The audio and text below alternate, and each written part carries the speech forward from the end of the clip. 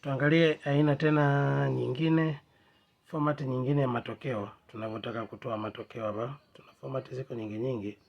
Sasa tuangalie format nyingine ya matokeo. Tunaingia kama vile kwenye akaunti yetu ambayo ni hapa.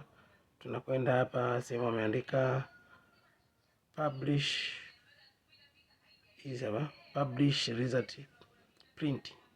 Hapa tunaangalia aina nyingine ya format ya utoaji wa matokeo.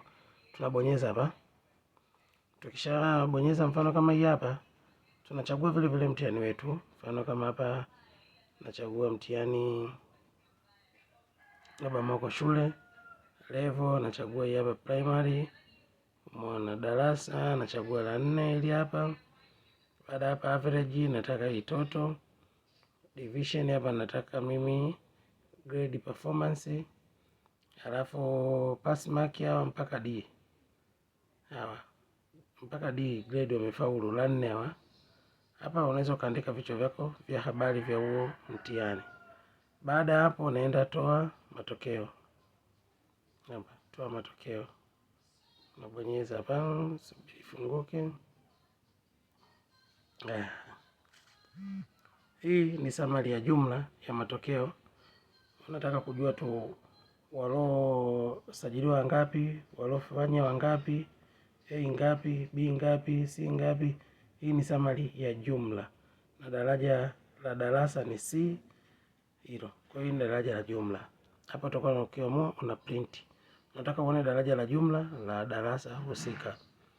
Lakini pia naweza nikaamua nitoe tena format nyingine hapa ya matokeo. Turudi nyuma. Hapa naenda hapa publish to. Unabonyeza hii itafunguka. Hapa vile unachagua tena mtihani moko shule, unachagua level primary, unachagua klasi la 4. Hapa mimi naweka total. Summary type nataka grade performance. Boundary natumia hii hapa grade. Walofaulu au kwa kuwa ni la 4 A mpaka D. Unaona? Hapa utaandika vichwa vyako vya habari unavyovitaka vile vile.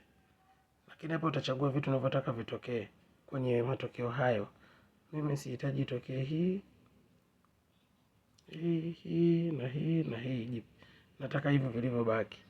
Kisha unaenda toa matokeo. Tayari summary umeshaipata. Hii hapa. Jina hilo hapo, jinsi hiyo hapo, jumla za alama hiyo, wastani huo, nafasi ya kwanza ana daraja B. Kiswahili kapata hiyo A, hiyo hizo hapo alama zote za masomo yake. Ukiamua una download kama Excel, PDF, ukiamua una print. Kwa hapo chaguo lako wewe mwenyewe unavyotaka.